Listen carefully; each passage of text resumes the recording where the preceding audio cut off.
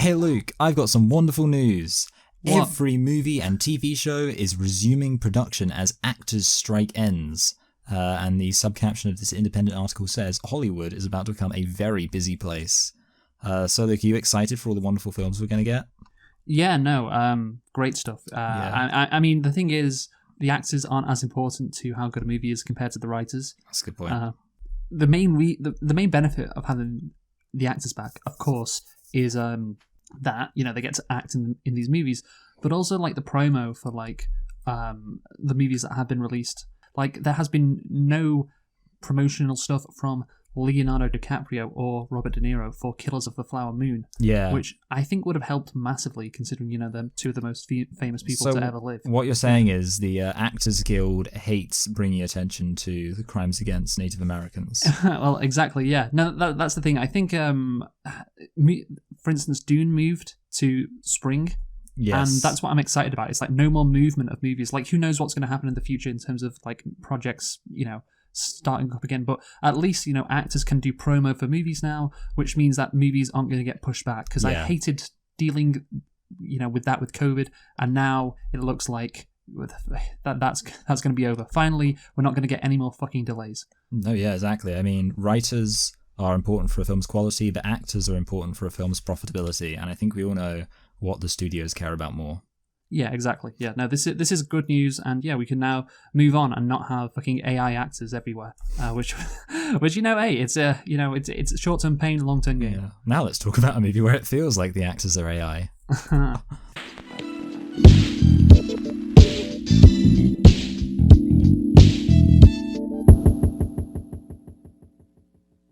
Hello and welcome to Select and Reflect, the movie review podcast where we look at films that have come out in the near and distant past. We give them a couple of watches and evaluate them beyond first impressions. I'm your host Michael, and I'm joined as always by my co-host Luke, and this week we are celebrating the 15-year anniversary of the movie Twilight.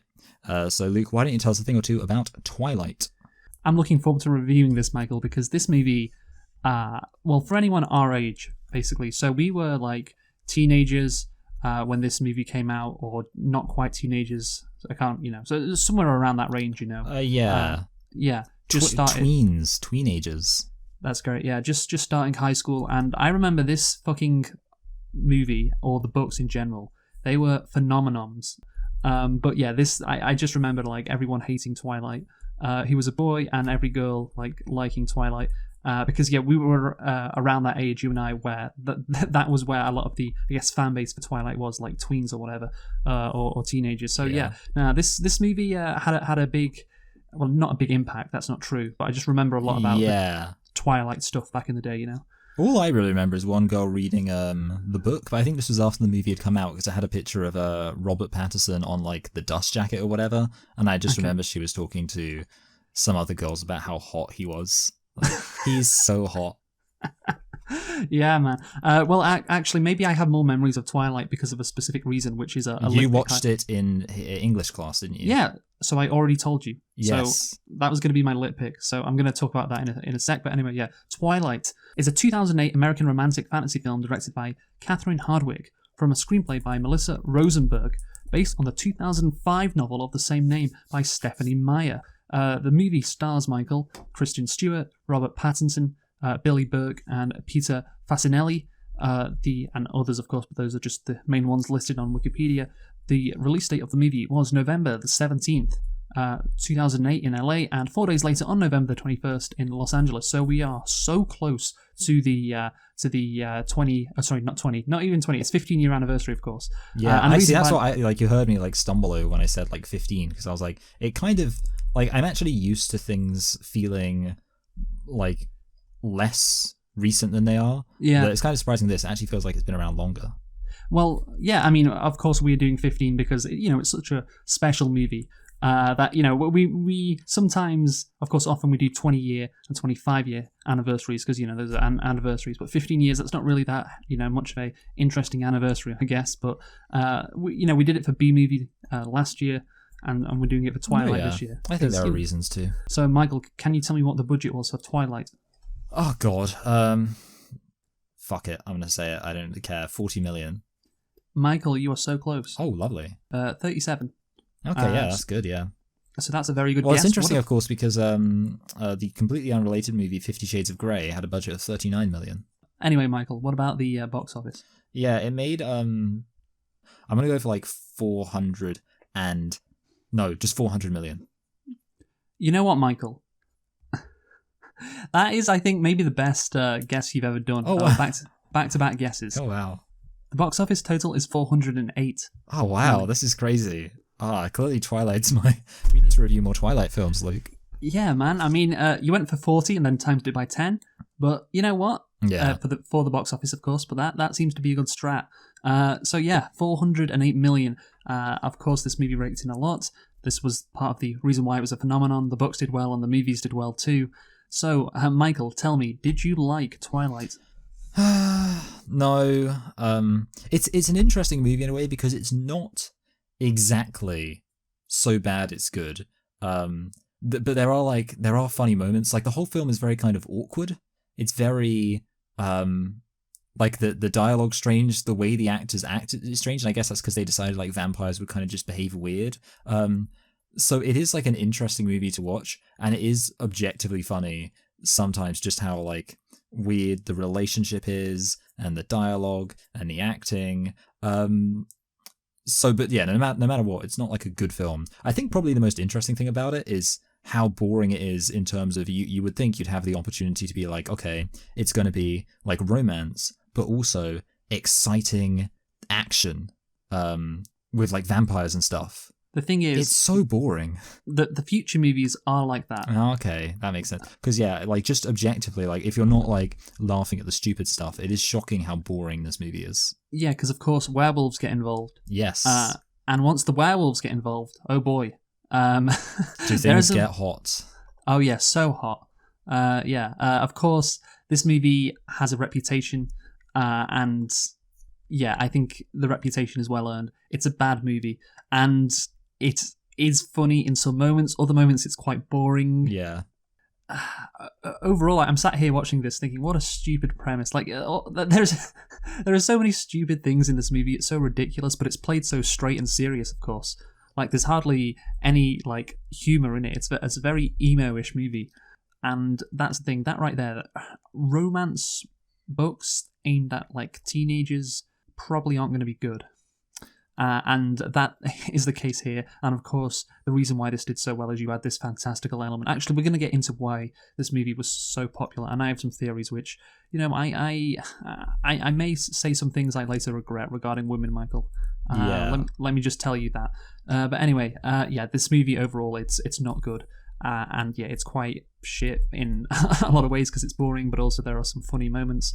And yeah, the romance is something that I guess if you're really into it, you enjoy it, but if you're not, you're just kind of like rolling your eyes. But yeah, Twilight, Michael, how many nitpicks do you have? I've none. Yeah, I don't have any nitpicks either because it's impossible. So yeah, I'm going to tell you my nitpick now, which of course, what was it? You mentioned it. It's that you reviewed this film in English literature, and am I right in saying it was like you contrasted it with like Dracula? Yeah, so this was back in the year of our Lord 2009. A simpler time, a better time. A simpler time. Those were the days. 2009. 2009 era. This movie was something that we watched in class because obviously we, in English, decided, or the teacher decided, for 6 weeks we were going to look at old school vampire fiction or traditional vampire fiction compared to contemporary modern vampire fiction. And I guess the contrast was, in modern vampire fiction, vampires are cool, you know? They're like, they're more complicated, you know? They're more three-dimensional, you know? It's not just like all these spooky, scary vampires that go, I want to suck your blood. Ugh. No, these are new, fresh, cool, hip vampires. I'm glad you learned that lesson so you could stop being racist against vampires. I know. I don't really know what the point of it was. I don't know. I think maybe our teacher, who was a woman, not to be misogynistic, had no sense of quality. No, not that. Just, well, perhaps. But the point is, she really liked Twilight. Maybe that was the case. Maybe that was my theory because it was a very weird thing to do. You know, like we were reading Twilight in like English literature. Yeah. You know? Well, I feel like, honestly, there needs to be a rule about, like, considering that there's only so many books you can read in your life. The fact that when the government has you in a situation where they can literally force you to read any book, and they're like, oh no, let's force them to read a book that has like no bearing on the like Western canon, isn't considered a classic or even particularly good. Someone needs to sort that out. Well, the thing is, there was a reason. Obviously, like we did read Dracula as well. Yeah. So like it wasn't just we're focusing on Twilight, but it was just so weird. Like, did you watch the Bram Stoker's Dracula starring Keanu Reeves? No, we didn't. You missed out. No, I don't think we watched any Dracula stuff. Again, this goes to my theory that our teacher was just a Twilight fan. Yeah, I think they're called oh god, isn't there like a name for them? I thought I thought they had a name for themselves, but I can't think of what it would be. Did you know that there was a disgraced YouTuber who was then revealed to, he had accusations of sexual misconduct made against him, but for a time he was a quite popular YouTuber, and he had a series. His name was Alex Day, and he had a series called Alex Reads Twilight, which was basically him making fun of Twilight in a going through it. No, that's the thing. You can make fun of it, and I think it'd be pretty easy to, because I remember from the books, Bella is just obsessed with Edward, like in such a weird way. Because, and even watching this movie, I make a point out of it later on, but like Bella loves Edward like immediately, and like there's just that not really that strong a connection. Like she's so infatuated with him. You're in love with him. You can't stop thinking about him. You love the smell of his coat or whatever. Like that's there's all that stuff, and it's like it's just like, this movie does not succeed at getting a normal person invested in the romance. No, but even when I was reading the book, I wasn't into the romance. Oh yeah, that makes sense. Yeah, that was my point as well. Yeah. So yeah, no, there was it was strange. Really, looking back on it, that we spent weeks just reading Twilight in class, but whatever. The point is that I think I am one of the foremost experts on Twilight among my demographic, like young adult males who may hate Twilight, but I've actually read the book. So there you go. Yeah. That is the difference. Though that is actually valuable because, obviously, and I assume you remember the book intimately. Yes, no, absolutely intimately. I can't. Of course, I remember watching the movie. I keep thinking, did I forget anything that was in the book, or did something happen in the book that wasn't in the movie? But as I saw on Wikipedia, it was a very faithful adaptation, which is why fans loved it and went to see it in droves. Yeah. Okay. Well, anyway, let's get into the movie. Yeah, so when Bella Swan moves to a small town in the Pacific Northwest to live with her father, she meets the reclusive Edward Cullen, a mysterious classmate who reveals himself to be a 108-year-old vampire. Just what happens, really. Yeah, just how it goes. Despite Edward's repeated cautions, Bella can't help but fall in love with him. A fatal move, well, it's not fatal, is it? That endangers her own life when a coven of bloodsuckers... Wow, is that the vampire term for, like, the N-word? Like, oh yeah, you can't say that. That's only... You bloodsucker. Hey, only we can say that. Try to challenge the Cullen clan. So yeah, Bella falls in love with a vampire and is nearly killed by another. And that is the story. And not much happens. It's not a very detailed movie in terms of like actual stuff that occurs. It's just like Bella falling for Edward and Bella finding out about Edward. And then like 80 minutes into the movie, conflict shows up. In a novel, you have more license to have I guess have a story be that shit. Yeah, because you can have so much internal like. Yes. Yeah. Exactly. Like every chapter is Bella is thinking constantly about all this stuff. Of course, mainly about Edward and vampires. So it's really you can't have that. Of course, in this movie, sometimes they do. Sometimes we have Bella narrating the story, but then it's just dropped at other times. It's very weird how that's quite inconsistent. I have a question for you about the Twilight books. Do you remember a character called Lauren?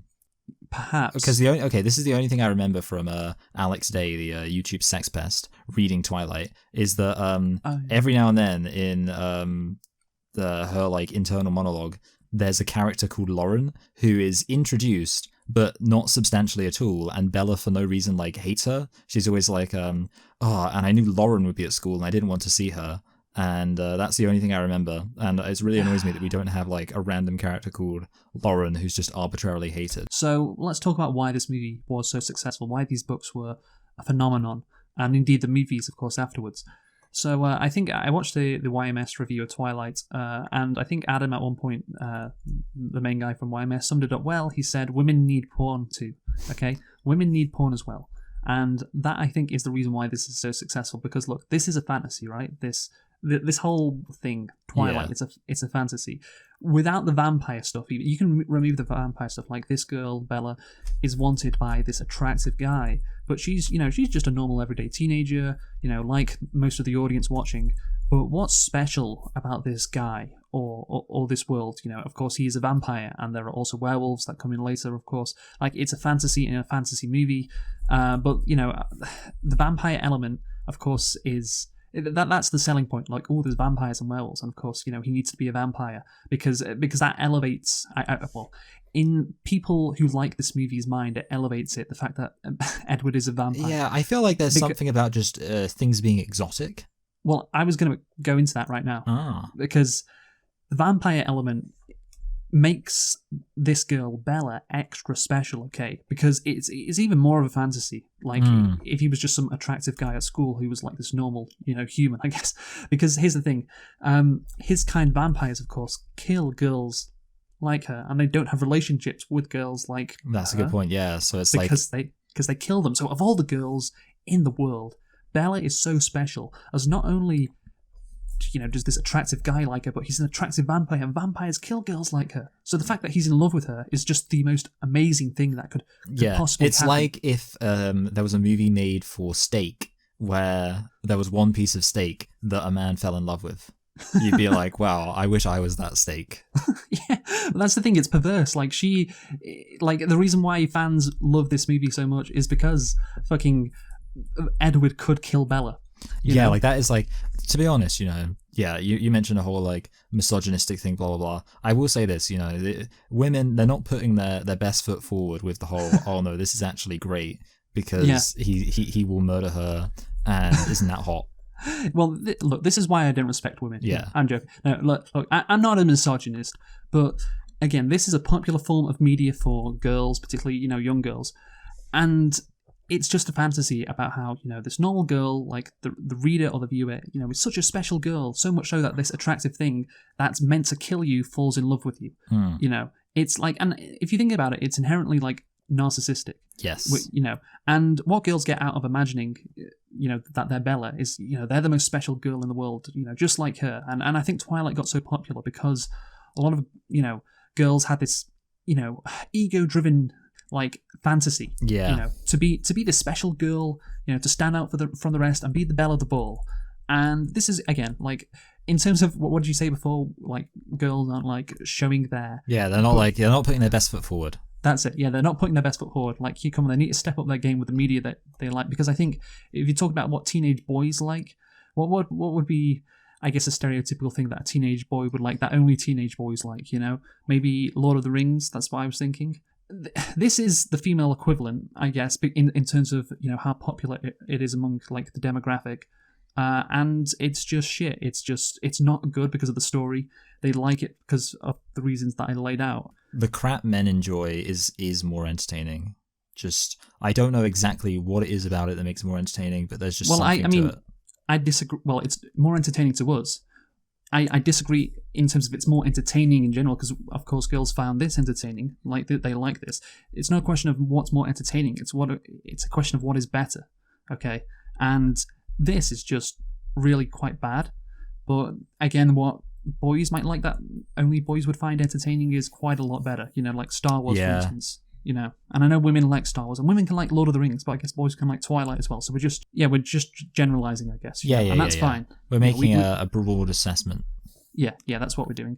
So actually, before we get into the movie, Michael, I just want to talk a bit again about what we said before, right? About how this movie is perverse. What did you say about it again? I mean, obviously, it's just not a good look for women that they like the. Oh, you mean what I said about the steak thing? Yeah, exactly. Yeah. I said it's like a movie for steak about falling in love with a person. Yeah. Okay, yeah. So I'm going to get into that right now because the psychology behind this, because it's more than just It's more than just this guy likes me and he should kill me. That means I'm so special. No, there's some unfortunate, shall we say, psychology behind this, I think. So the movie starts off with Bella saying that she hadn't given much thought to how she would die. You know, I mean, firstly, why would any teenager? That's a weird thing to think. Yeah, very weird angsty.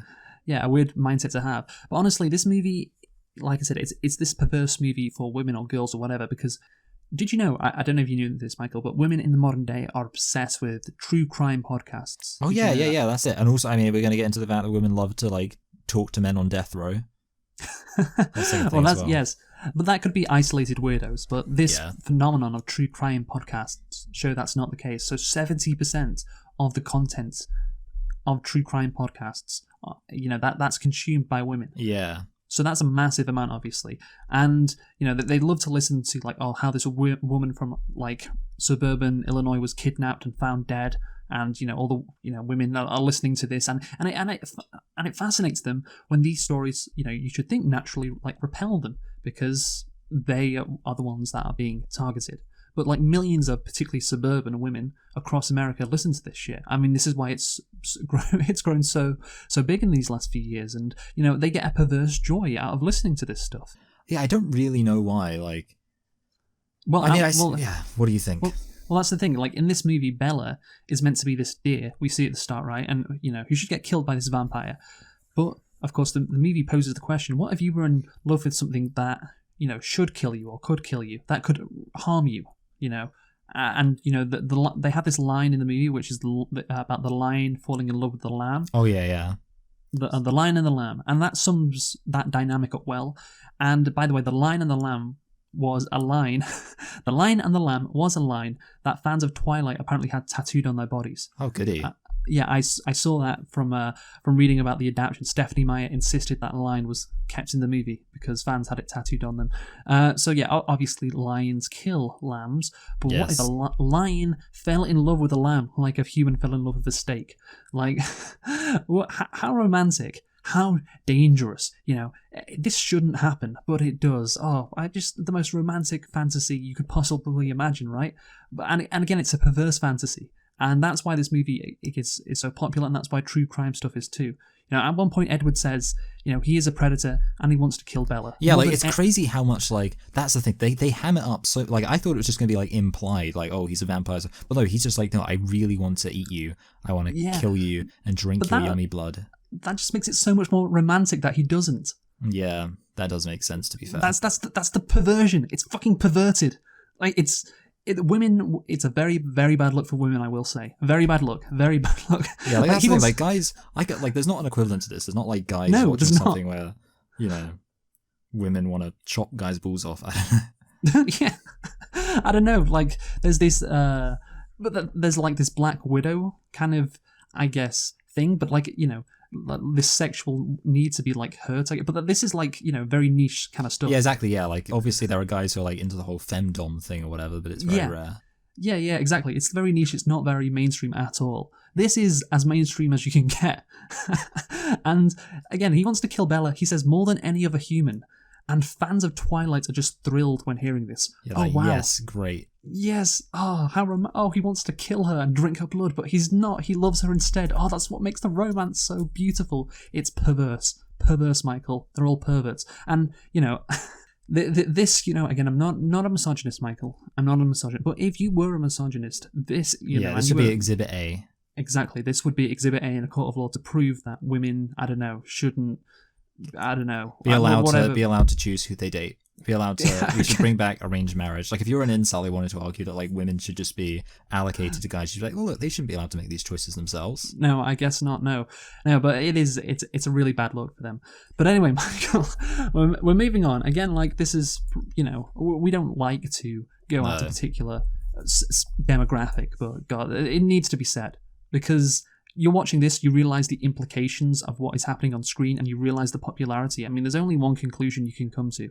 Yeah, and it's not a good conclusion for the other halves, of the species. I'll say that much. But anyway, but did you know, Michael, that this movie originally was meant to be produced by MTV Films?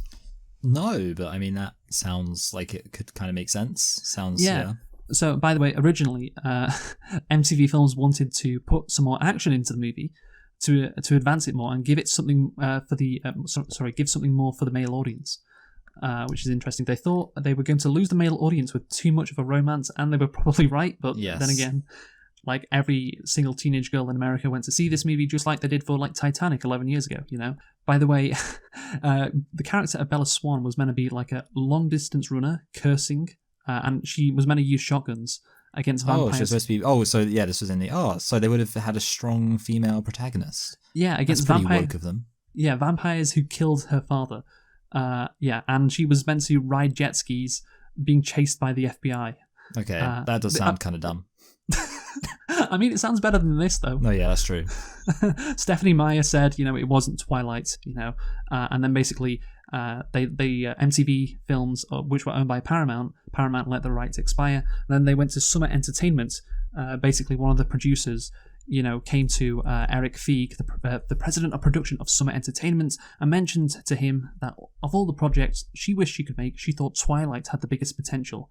And Feig obtained a copy of the novel and passed it on to colleagues at Summit who perceived it as an opportunity to launch a franchise.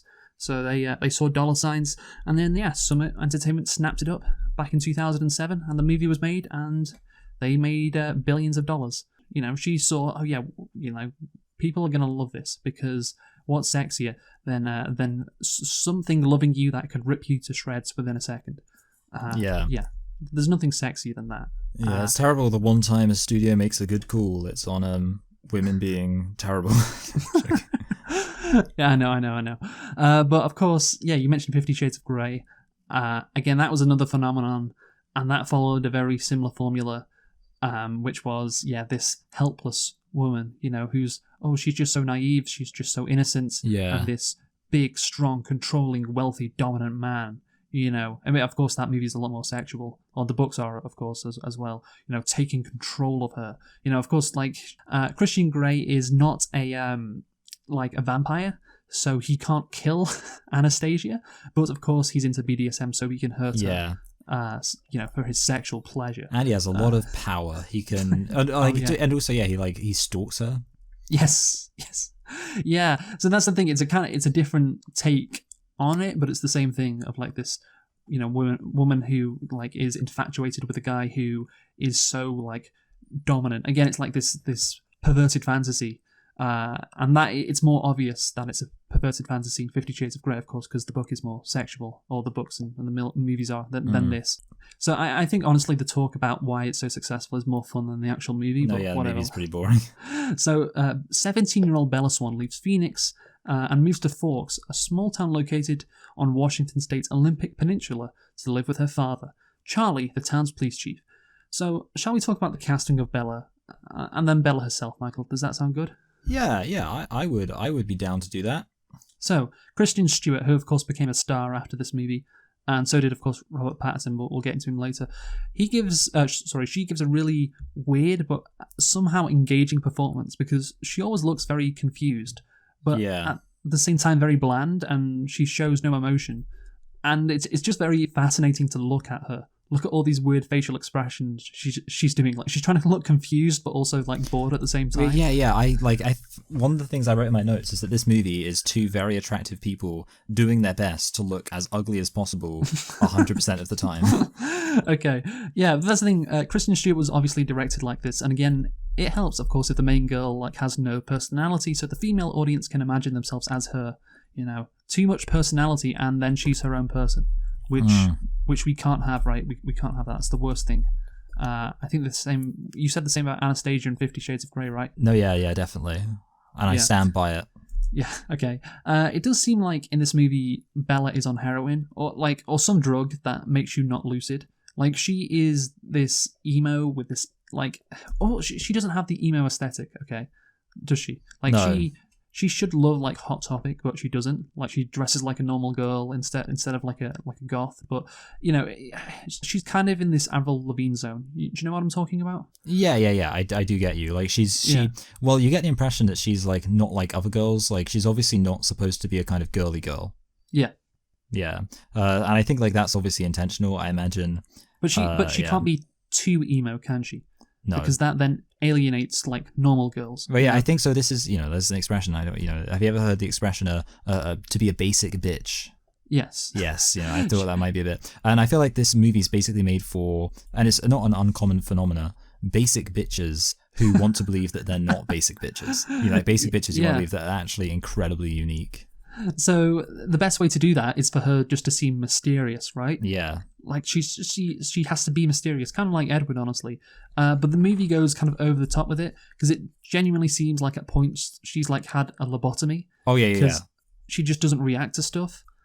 And she just doesn't act like a normal person. Like she seems very depressed, but she's not meant to be depressed. Is she? Like very. That's just her character. Yeah, her personality is that she's just like miserable. Yeah. I mean, I've heard people say like that she's supposed to have no personality, so any girl can project herself onto her. Well, we just said that, didn't we? Yes, we did literally just say that. Yes. And I think that's a valid point.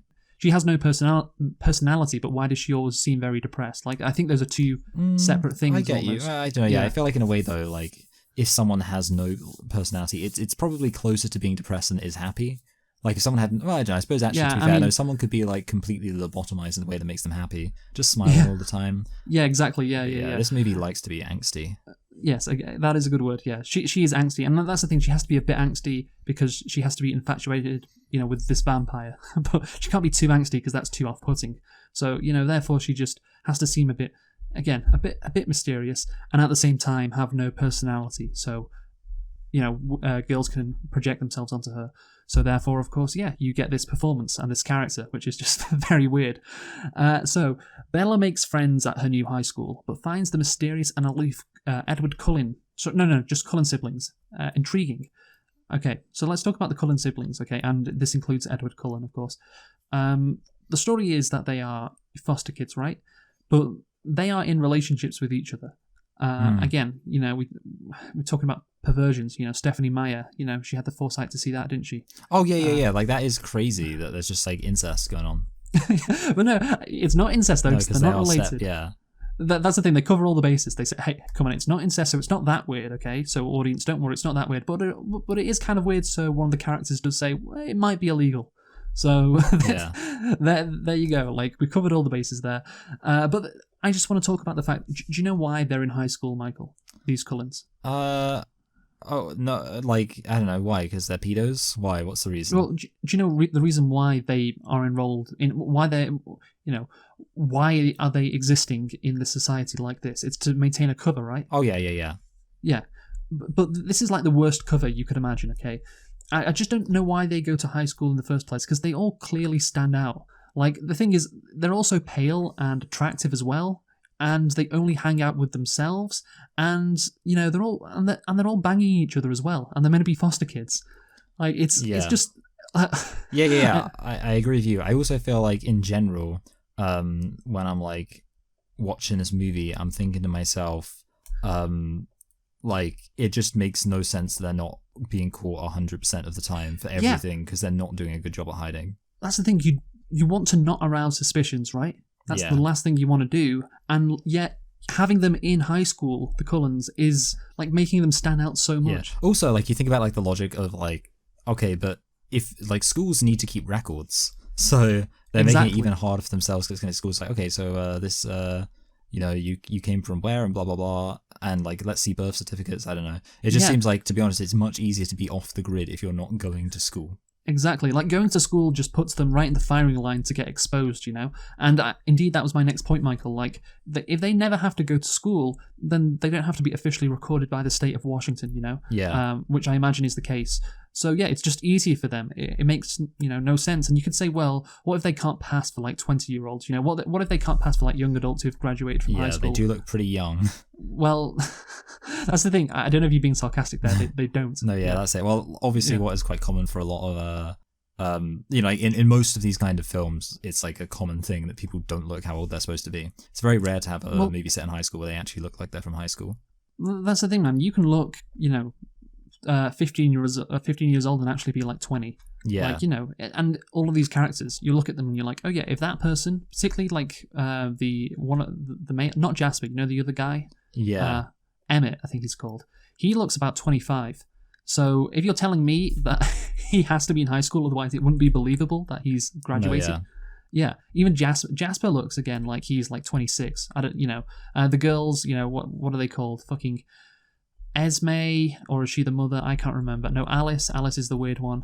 And then there's the other one who doesn't like Bella.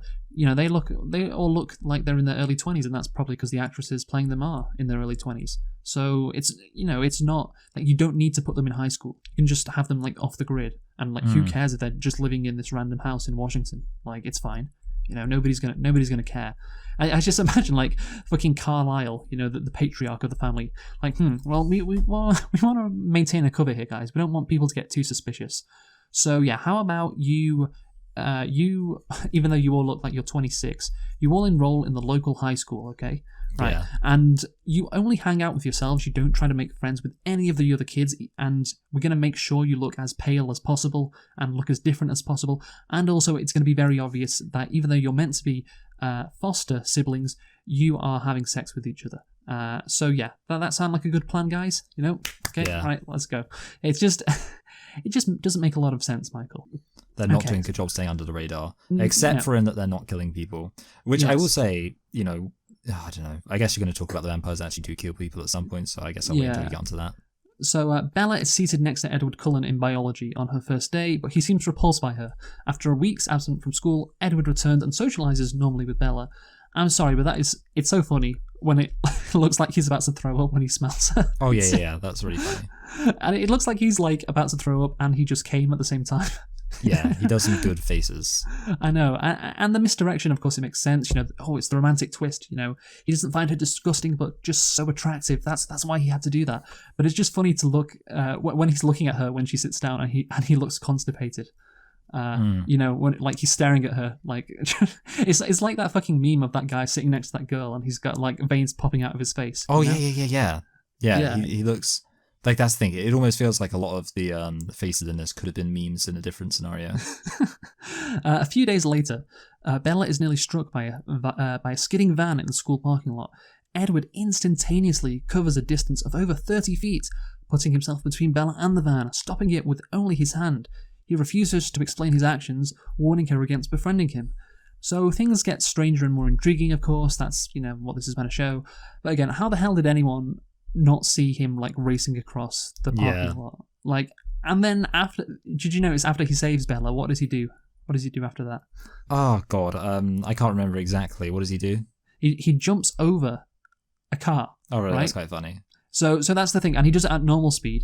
So that's the thing. The people in the car in front of Bella can see he's just saved Bella and he's just jumped over the car. And everyone else, of course, whose eyes are now drawn to the accident, would have seen Edward just jump over the car.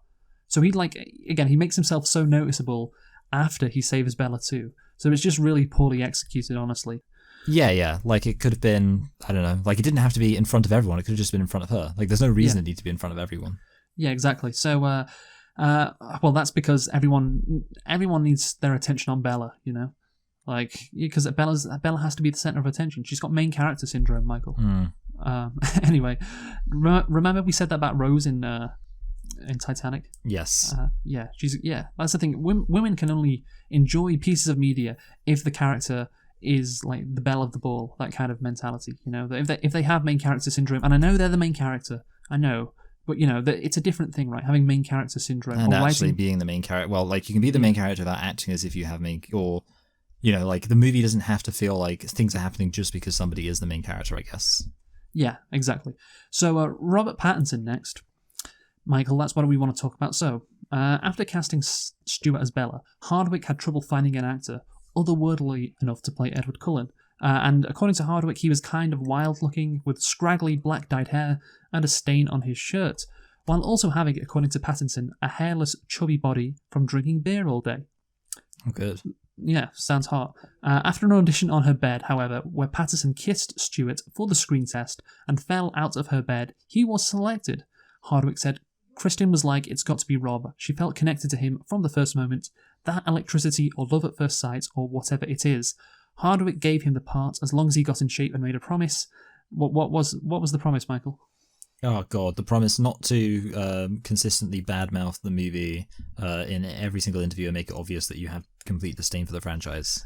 Did he do that? Yeah. Well, there's like literally a compilation on YouTube called Robert Pattinson hates Twilight, and it's I have just to watch that. every single time he's giving an interview, and it's just obvious that he absolutely despises the source material.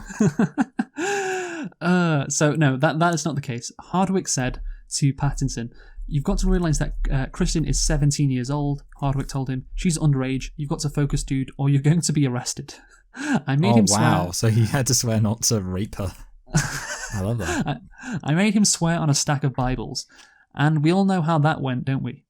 Look, I don't know when they sex, didn't they? Yeah, I don't know when they started going out, but yeah, I don't know. I like how Kristen Stewart found him attractive, and that's why he was cast. Yeah, What's even the age difference between them? It's only. Oh, I don't know. Okay. Oh, it's actually quite a lot. It's 4 years, which is a lot of shit. So she was 17, he was 21. Yeah. I mean, I guess it's not a big gap, but I guess at that age it kind of is. Yeah. So, yeah. Hot take though, Michael. He is actually, Robert Pattinson, very good in this movie. Like, I think he has chemistry with Kristen Stewart, but she doesn't have chemistry with him. Does that make sense? Well, I guess also it kind of it sort of makes more sense that he would like her than she would like him, although that's kind of hard to say. But yeah, I do agree. Obviously, it's also easy to say that now that we know with hindsight that Robert Pattinson is a good actor because we've seen him in other stuff. But in this movie, you can see the beginnings of him actually being talented. Yeah, that's the thing. I was watching this. I wasn't expecting to come away with this take, but I was watching it and seeing how he interacts with Bella. And of course, he has some stupid moments, like when he growls at those people who try to rape her. That was a bit of a dumb thing. Dumb. Yeah, and that's like, that must be so excruciating for him to growl. Actually, well, he's a weird guy. Maybe he'd like the growling. But the thing is, like, most of the time, like, look, this is a ridiculous role, right? Highlighted by the fact that he has to growl at some guys and, the whole being a vampire. But I think, like, it's perfect casting in terms of how he looks and what he needs to do on screen too with Bella, being this weird, sexy vampire. Like, part of the reasons why these movies were so popular, I think, is because of Robert Pattinson. Like, if they did not cast him like this genuinely good actor who makes this tough role work, it would not have been as successful. I think it's a difficult role. Like, it's just such a weird character. It's a weird dynamic you have to play. Like, and I think he does it, like, honestly pretty well. That's what I was thinking. Like, when I was watching him, I was, I know he's a good actor now. I know people think he's a good actor, after the fact. But while watching this movie, I genuinely was not expecting to think this. I was thinking, wow, this guy actually, he's pulling this off. He's actually making this work. You were trying to explain to everyone when you were watching this movie in English class how he's a good actor, and everyone's like, "Are you sure you're not just gay for Robert Pattinson?" No, yeah, I do agree. Like, I think it is a weird role. And, I think also sometimes with a weird role, it's almost easier to immerse yourself into it. But just because, there was no risk of Robert Pattinson just acting like himself, because how could you possibly in such a weird movie? But I do think that, the role he did perform worked. Mm-hmm. He knew the assignment, right? He knew he had to be, like, very creepy, but at the same time, like, charming at some points as well. And he knew he had to show a bit of humanity, but he also knew he had to, at sometimes be this, like, weird, aggressive vampire. And yeah, it's like, I think he does it very well, honestly. So Edward appears out of nowhere and saves Bella a second time. After much research, Bella concludes that Edward has mysterious powers and resembles a vampire. I love that. Like, the scene where she finds out that Edward's a vampire. Doesn't she just, like, does it, like, by going onto a whole load of, well, first of all, she does, like, a Google session. Yeah. That's it. Yeah, the Google session. She just Googles, and, like, imagine the amount of shit that was on the internet back in 2009. Like, and she's like, wow, I've cracked the case. Like, she's convinced he's a vampire. And it's not a question of, wait, he's not a vampire, is he? Oh, yeah, like, that's, I do love how quickly she believes it. It's great. Yeah, she's all in. He eventually confirms this in a really weird scene where, Bella just stands in the middle of this foggy forest with the camera, the camera is, like, twirling around them. Yeah, there's some weird shots in this. Yeah, with it's a very low frame rate, which makes it look very weird. And then, like, throughout the rest of the scene where, like, Edward is explaining stuff, or, the section of the movie, like, you get some really weird shots as well. I don't think Hardwick was doing a good job here, honestly. I think, and that's what I kept thinking, and you should never be taken out of a movie by thinking, why was it this shot this way? But anyway, this the movie is very desaturated, and that's of course fine. Like that's the aesthetic the movie's going for. It makes sense considering the setting. It's very cloudy. It's very grey. Like Edward's a fucking vampire. It's kind of a darkish kind of tale, even though it's not really. But yeah, the scene is shot very weird. But we're going to get into all the vampire lore, Michael. So obviously you watch a show called Supernatural. Yeah, Supernatural. So you are well versed in vampire lore. What do you think of the vampire lore in this movie? It is interesting when they do little twists on it. But overall, I mean, I'm not a real purist. I don't think they needed to hold to the rules as they are. I guess like the one thing I find weird is that like by making vampires like superhuman, it kind of makes you think, how are they even at risk? Like I always feel like there should be some kind of this is the thing in Supernatural actually, which I will say, which is that there's a thing about how the vampires have nearly been wiped out. Like the vampires are always presented as like these people who they're just scraping by blah blah blah. But in Supernatural, I hate to say it, but there is a bit of a logical flaw, which is that it's incredibly easy for a vampire to turn someone else into a vampire. In this, like the way it is, and I actually think this is quite clever. Basically, you have to, I think, partially drink their blood, but not entirely. So basically, drink a bit of their blood, but not kill them. Like that's how you turn them into a vampire, right? And like it's implied, that's really hard to do. So within that context, it like makes sense there'd be a limited number of vampires. In Supernatural, all a vampire needs to do is just bleed in your mouth like the tiniest bit, and you become a vampire. So it's like, well, why don't they just turn everyone into a vampire, and then they could just take over the world? Yeah. The thing is, okay, we'll go through the separate bits of vampire lore here because you mentioned the sparkly.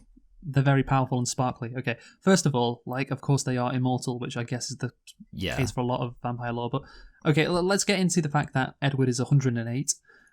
Yes, and very hot. He's attracted to this 17-year-old girl. Now that is a problematic age gap for sure. Yes. Like 17 to 21, yeah, that's problematic. 108 to 17, oh yeah. Twitter is going to roast Edward Cullen when they find that out. But yeah, I think it's kind of okay if he still has the mind of a 17-year-old. Because our brains mature as we get older. Yeah, that's it. Yeah, like maybe they just stay constantly 17. I was thinking because if you just like eventually you'd find high school really boring if you're just repeating the same lessons every single time. Yeah, but I don't know. Maybe he is really good at it, so he enjoys just passing it with ease. I'm not sure. Like I don't know what do vampires do in their spare time? What the fuck? Because they can't interact with normal society. I guess Carlisle can because he's a doctor. But like what maybe going to school is like the highlight of their day. I'm not sure. But yeah, he and the other Cullens only consume animal blood. Which I like. I think I don't know if that's a new twist that that Stephanie Meyer created, but I do like that. Oh yeah, these are vegetarian vampires. They don't consume human blood. They just consume animal blood. Yeah. And that turns their eyes, green or whatever. And yeah, it also, of course, means they're morally different to normal. Yeah, well, vampires. I think it's like they couldn't have it like they're literally murdering people. That's not okay. Like that is the line. Yeah. I feel like it's just, women like the implication of murder, but you can't actually murder people. Yeah, what and it teases. I know, exactly. Oh, it's so sexy the way Edward teases Bella by saying, oh, I could drink your blood right now, but I'm not going to. Oh, that really gets her fired up. No, the thing is, it would make sense that, vegetarian vampires would interact with, human society more because they're not, they don't want to drink the blood of humans. So therefore they feel like they can interact with humans more.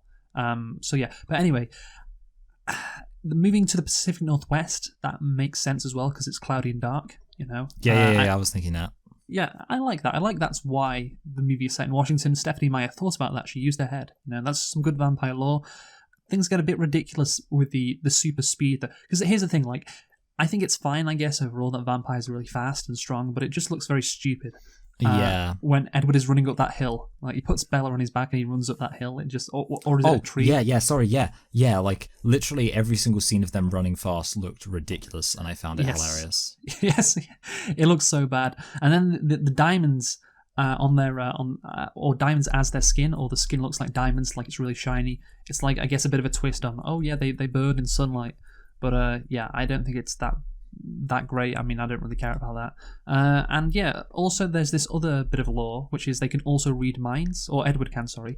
And each vampire has like a secret ability, like a superpower. Oh yeah. I thought that feels like one of those things which, like, I haven't seen the rest of the movies, but I feel like once they introduce that, it's kind of like because they introduce, I know they introduced like a whole like rival families of vampires and stuff. Yeah. And what's like did the like evil vampires in this have abilities? Do they ever express that? Yeah, they all have abilities, like all of them. So it's like you James- feel like that's going to be one of those things where it's just like there's no way that that's not going to ruin the logic of the story at some point. No, yeah, and again, it's just dumb. Like, why do these vampires are already superhuman? Why do they need an extra power? Like, why does Edward need to be able to read Bella's mind? Or he can't. That's the thing. He can't read her mind, and that's what makes her so special. But yeah, like, why does he need to be able to read minds? Like, Bella has this ability to project a force field, I believe, when she's eventually turned into a vampire. Oh, really? Yeah, which is just like, why? Like, you're already the supernatural creature who's faster and stronger than... Anyway, Edward says to Bella, he is the world's most dangerous predator. He's designed to kill, and Bella's just like, I don't care. Now, here's the thing, like, I get that she's attracted to him, but like, can we have some nuance to her character? Like, and this is what I was complaining about before in the book and also in the movie. I just found Bella's character just completely lacking in, characterization, I guess. She's like very 2D despite being the main character. Yeah. It's kind of like she just decided, it's almost like, like scripted events in video games. Yes. Where there's just nothing you can do to avoid it happening. Like, there's like a thing in one of the Modern Warfare missions where it's like a character betrays you, but one of the things you can do is if you like initiate the end of the clip, you can just run as far away as you can as possible, and then like the character shoots you, but he'll like shoot you even if you're like halfway across the map because it's like a scripted event. That's what Bella's like. You could literally like, she's already, it's like scripted. Like he can walk up to her and be like, I fucking hate you, Bella. You're the shittiest person I've ever met, and I hope you die. And she'll be like, I just couldn't stop being attracted to him. He was so beautiful. Yeah, like, and she just would say to that, I don't care, and it doesn't change anything. Like, she's irrevocably in love with him despite what he has told her. And again, I get like, he saved your life and he is this attractive vampire, and he's meant, like, one of his powers is he's meant to attract people, because he's a vampire, like his scent, the way he looks, everything. Yeah. And I get that. That makes sense again. But like, he's told her that and she just doesn't care. Like, she's just head over heels for this guy who, like, hasn't, like, how can she say that she is in love with him? Like, that's the thing, it just, from my perspective, but the thing is, I know eventually, like, she marries him or whatever, but my perspective right now, if I was watching this and had no knowledge of what was going on in the future, it would just seem like a dumb teenage romance. Yeah, like, that's a good point, yeah, like... Yeah, she falls in love with him after knowing him for, like, 2 weeks. And yeah, like, I could imagine someone having a one-night stand with a vampire, you'd be curious, you'd want to know, but... Okay. The thing is, yeah, it seems like a dumb teenage romance just from how it's presented in the book and also in the movie, but we're not meant to think it is. Yeah. Because we're meant to think there's something a lot deeper going on here. But there's no reason, for me anyway, to look at what's happened and think there should be anything deeper going on here. Like, there is a genuine love that Bella has for Edward. Like, why? Again, there needs to be more development with Bella, more development with the romance. It happens too quickly, and maybe I would get more invested in the romance, because that is basically the movie, so I'd get more invested in the movie if, there was a more realistic build-up to it. But I guess the point is, like, she falls in love with him immediately, and that's, love at first sight, that's true romance, that's how romantic their relationship is, that, it doesn't matter what he says, it doesn't matter how short a time they've known each other, already, she's infatuated with him, which is just very, again, eye-rolling, I will say, I guess, is my response. No, yeah, I agree. Yeah, so Edward and the Native American guy then stare at each other. Did you like that? Yeah. There's like some animosity there. It's because he's racist. That's yeah, Edward's racist. Yeah. No, I mean, he's 108. He's probably got some racist views, Like, yeah, like I wonder what he would think about the civil rights era. Bella should ask him about that.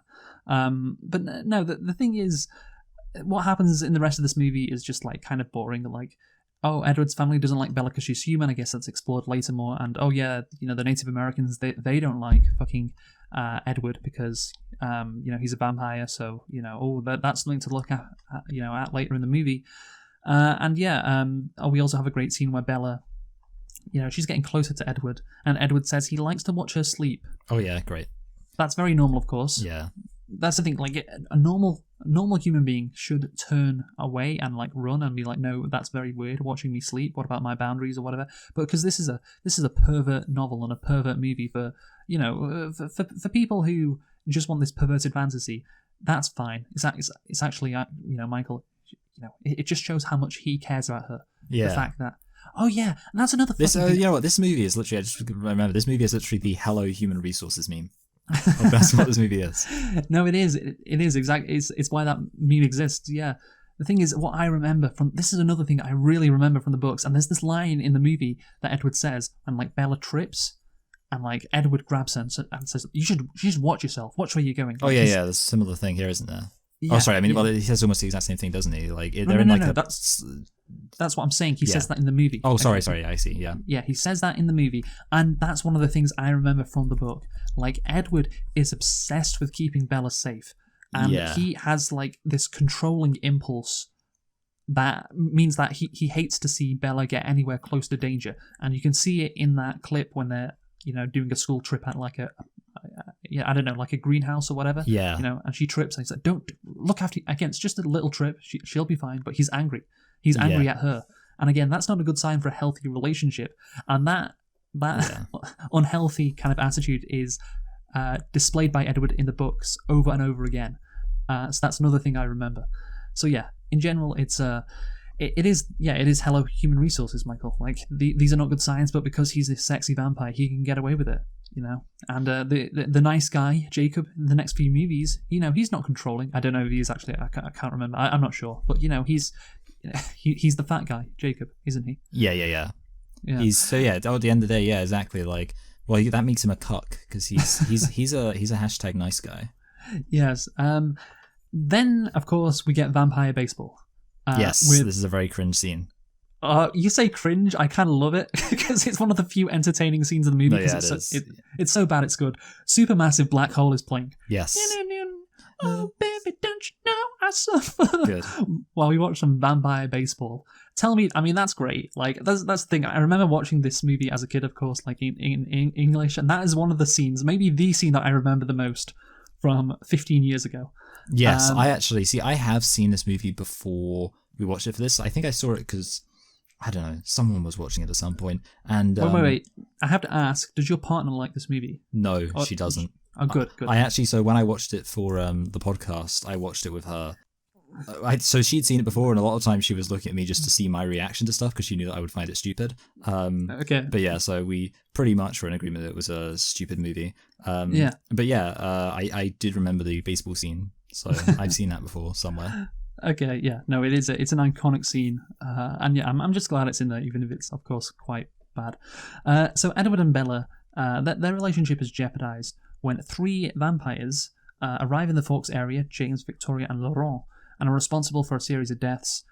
James, a tracker vampire with incredible hunting instincts, see that's his power, the ability to hunt. Oh, I see. Is excited by Bella's scent and becomes obsessed with hunting her for sport. Oh. And that's the thing. The conflict happens like 85 minutes into the movie, and there really is two parts to the movie, which is never a good sign. It was the same with the Philosopher's Stone, that fantasy action movie, which is setting up this world. To compare things to Harry Potter, it's like you have a bunch of times setting up the movie, setting up the world, world building, etc., and then you have the plot at the end of the movie for the final third of the movie. And the same thing is here. Like the final third of the movie, we get into I guess the plot or the conflict, which is of course James chasing Bella, and James of course brings Bella to this ballet studio and attacks her, infects her with vampire venom. Again, it looks so stupid when he's jumping around. I don't know. Yeah, it just doesn't look good. Edward arrives, and after a ferocious battle, Bella should have died before then, with the amount of time she hit her head, by the way. Oh yeah. Edward subdues James just as the other Cullens arrive. Alice, Emmett, and Jasper kill James. Did you like that scene? Yeah, even then, obviously, it just wasn't that exciting. I think one of the problems is because the super speed, it looks stupid, and also it means that the violence becomes incomprehensible. It's kind of like the problem with a lot of the Zack Snyder superhero stuff, where it's just the violence, you don't have any way to contextualize it. So you can't really tell what's going on. And, if one vampire speeds into another vampire at supersonic speed and smashes them across the room, you don't really know how significant that's supposed to be in the grand scheme of things. So, vampires fighting each other, it comes across as very boring. That was kind of and of course, and then when it happens to humans, it doesn't really matter because, they survive everything anyway. Yeah, no, that is the case. Yeah, it's just not that exciting. Anyway, Edward removes the venom from Bella's wrist, preventing her from becoming a vampire. In the aftermath, she has suffered a broken leg and is hospitalized. Okay, so this again is the most romantic thing ever, Michael. Like, Yeah. she's dying, and Edward, oh God, he wants to kill her so bad because he can taste her blood. But he's so in love with her. Their love is so strong that he pulls back from killing her and sucks the venom out of her. Even though I'm not sure how possible that is and if that even makes sense, because like it should be all over her body. But whatever. The point is that he saves her life, stops her becoming a vampire. And I don't know what he does actually. Is she dying or is she becoming a vampire? I'm not sure. Yeah, like the whole thing didn't really make much sense to me, to be honest. Yeah, but the point is that, like, how romantic is that? Like, he could have killed her. He so badly wanted to kill her, to drink her blood, but he stopped doing that because he loved her so much. Isn't that great? It is really beautiful. It makes me so happy. So beautiful. Upon returning to Forks, Edward accompanies Bella to the high school prom, where he refuses her request to transform her into a vampire, and then of course Jacob warns her you shouldn't date Edward, setting up the next movie. What's it called, Michael? Is it next one New Moon, and then Eclipse, and then Breaking Dawn? Part 1 and Part 2. Yeah. So well done. You're a big fan. And of I know. course Yeah, I'm so proud I got that. We've got to get through all of them, don't we? I think actually we may have seen New Moon in English class as well. I just can't believe they make 5 movies out of this premise. Hey, credit to the people at Summit. They saw the dollar signs. So Michael, let's conclude. You know what? I'll go first. How about that? Okay. I'll say this movie overall.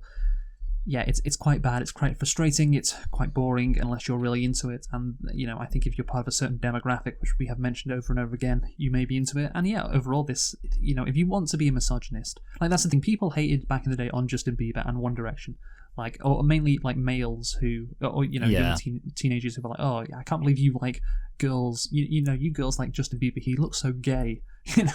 Stuff like that. When there's nothing really wrong with Justin Bieber. He's just like a generic pop star who is conventionally good looking, and I think he makes decent songs from what I have heard. Like I don't think he's like bad. So I'm fine. If there is like this teenage girl fandom over like Justin Bieber, there's nothing to really criticize. Or indeed One Direction, or anything else you can think of.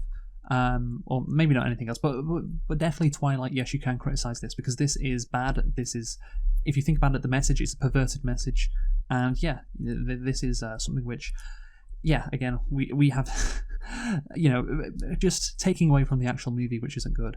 Yeah, it's not a good look for that this movie was so popular for one particular side of the species. Isn't that right? So yeah, I'm gonna say overall though that's not really to do with the movie. The movie is quite bad apart from some fun, stupid elements. So I'm gonna give this one.